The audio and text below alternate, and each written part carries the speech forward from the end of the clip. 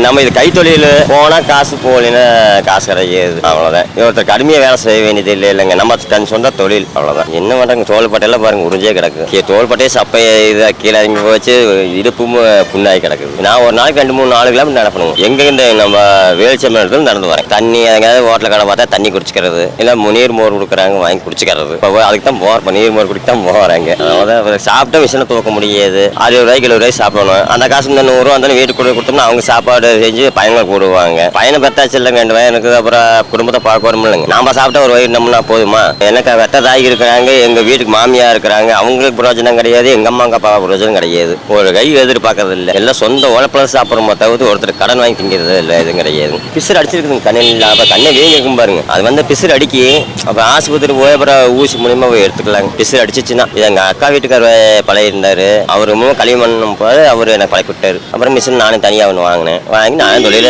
நம்ம பார்த்துட்டு அதை வச்சுதான் கல்யாணம் மூச்சு.